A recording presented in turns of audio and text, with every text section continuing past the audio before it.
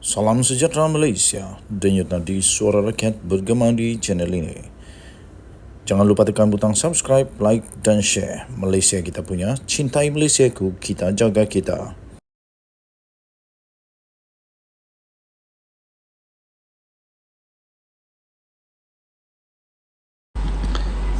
Salam sejahtera Malaysia, denyut nadi suara rakyat bergema di channel ini. Throwback.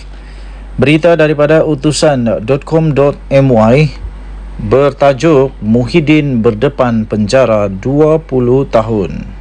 11 Mac 2023. Muhyiddin Yassin di dalam gambar itu diiringi oleh isterinya Puan Sri Noraini Abdul Rahman yang dilihat mengangkat tangan kepada penyokongnya ketika keluar dari mahkamah selepas beliau telah membayar ikat jamin 2 juta ringgit Malaysia atas 6 pertuduhan salah guna kuasa dan pengubahan wang haram di Kompleks Mahkamah Kuala Lumpur semalam.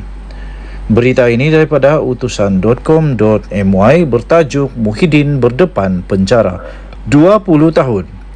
Tarikh 11 Mac 2023. Berita penuh. Kuala Lumpur. Bekas Perdana Menteri iaitu Tan Sri Muhyiddin Yassin mengaku tidak bersalah atas 6 pertuduhan terhadapnya di Mahkamah Session di sini semalam membabitkan salah guna kedudukan dan pengubahan wang haram berjumlah 232.5 juta ringgit Malaysia. Salah satu daripada pertuduhan yang telah dikenakan terhadap Tan Sri Muhyiddin Yassin atau nama sebenarnya Muhyiddin Yassin didakwa dilakukan antara hari pertama beliau mengangkat sumpah sebagai Perdana Menteri ke-8 iaitu pada ... Untuk mendapatkan berita lengkap tentang perkara ini, sila layari atau langgani, sila log masuk atau langgan kepada utusan.com.my untuk membaca berita sepenuhnya. Sekali lagi, berita ini daripada utusan.com.my bertajuk Muhyiddin Yassin berdepan penjara 20 tahun pada 11 Mac 2023 pukul 7 AM. Laporan disediakan oleh Suwarni Mokhtar. Denyut nadi suara rakyat bergema di channel ini. Jangan lupa tekan butang subscribe, like dan share. Malaysia kita punya, cintai Malaysiaku, kita jaga kita. Bye-bye. Salam sejahtera Malaysia, denyut nadi suara rakyat terus bergema di channel ini. Minta maaf, tak ada tempat holder, jadi kita terpaksa berhenti tepi jalan. Kerana ada perkara yang saya ingin umumkan, ada perkara yang saya ingin kongsikan. Yang penting untuk seluruh rakyat Malaysia tahu. Jangan skip, jangan juga cepat-cepatkan dengar video ini sehingga habis, supaya anda tahu kebenaran, supaya anda tahu nak menilai, supaya anda tahu mana yang besi, mana yang plastik, mana yang kaca, mana yang diamond. Jangan tertipu dengan lakonan-lakonan, dengan minta belas kasihan, putar belit, sehingga nampak seolah-olah dia ini macam je malaikat, tak pernah salah, bersih. Orang lain pula di tuding-tuding jari hasil daripada kesalahan diri sendiri. Itu mereka yang terbabit lah. Okey, baik. Ada berita yang nak saya ingin umumkan. Disahkan Sanusi. Tolong share video ini supaya semua Malaysia tahu bahawa Sanusi hilang status Menteri Besar dan kerusi adun. Sekali lagi. Sanusi hilang status sebagai Menteri Besar dan hilang status kerusi adun di negeri Kedah. Tetapi jika didapati bersalah, walaupun beliau sekarang masih lagi didapati belum bersalah, tapi pada pendapat saya dan banyak lagi penganalisis politik, penganalisis undang-undang, rakan-rakan sebaya, rakan-rakan di kampung, kawan-kawan di luar daerah, di luar Sabah, di dalam Sabah, di luar negara, setelah tanya, berbincang apa pendapat mereka tentang apa yang berlaku sekarang kepada Sanusi ini, kebanyakan mereka berpendapat bahawa memang Sanusi ini memang dah salah 120 juta %. Sehingga ada kawan cakap, ini nasib baik Sanusi. Kalau rakyat biasa yang buat ni, memang dah kena tangkap sah-sah lama dah. Kena siasat sampai berhari-hari di reman. Tapi untuk Sanusi, baguslah. Sanusi perlu rasa bersyukur dulu. Sebab walaupun begini besarnya kes dia, rupanya dua kesalahan Sanusi ini. Pertama, dia menghina dan memperlekehkan Sultan Selangor berkenaan dengan pelantikan Menteri Besar Selangor.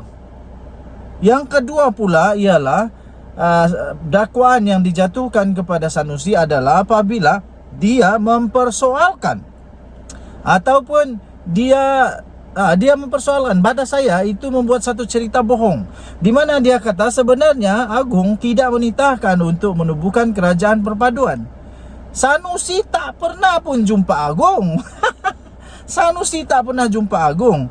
Dia tak pernah kena panggil. Dia bukan ahli parlimen ya. Tuan-tuan dan puan-puan, kamu kena tahu bahawa Sanusi bukan ahli parlimen. Jadi dia tak pernah duduk di parlimen. Dia tak pernah bercakap dengan Agung.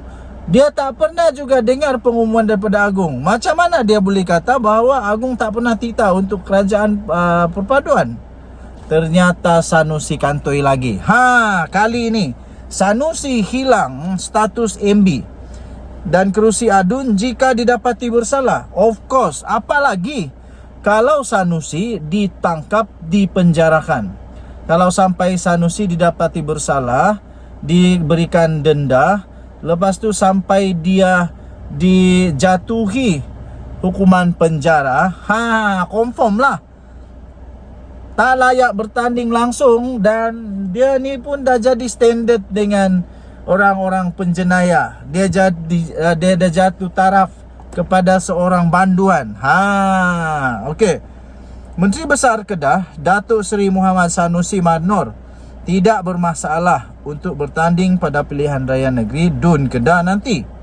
Walaupun berdepan dua pertuduhan di bawah Akta Hasutan 1948 Akta 15 di Mahkamah Seksyen Selayang pada Selasa.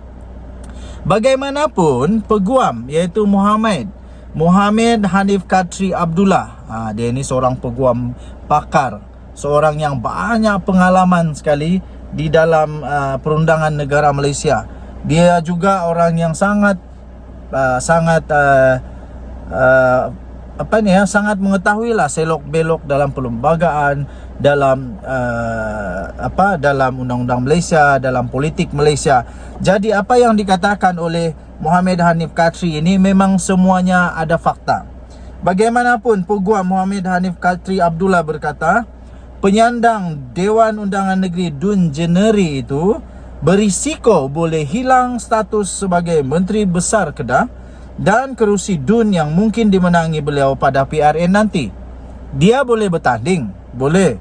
Tapi kalau dia dapati bersalah pada bulan Oktober ini, sebab pendengaran nanti bulan Oktober, dan selepas itu, selepas dia dapati bersalah, kalau dia didapati bersalah, dia terpaksa juga untuk letak jawatan, hilang kelayakan dan masuk penjara, didenda pula. Paling teruk, memalukan. Memalukan. Dan dia akan melekat di dalam sejarah hidup Sanusi bahawa dia adalah pengkhianat kepada raja, pengkhianat kepada Agung. Lepas itu dia juga tidak menghormati perlembagaan negara Malaysia dan tidak setia kepada raja. Dia juga didapati seorang yang hipokrit, seorang yang pandai pura-pura lah.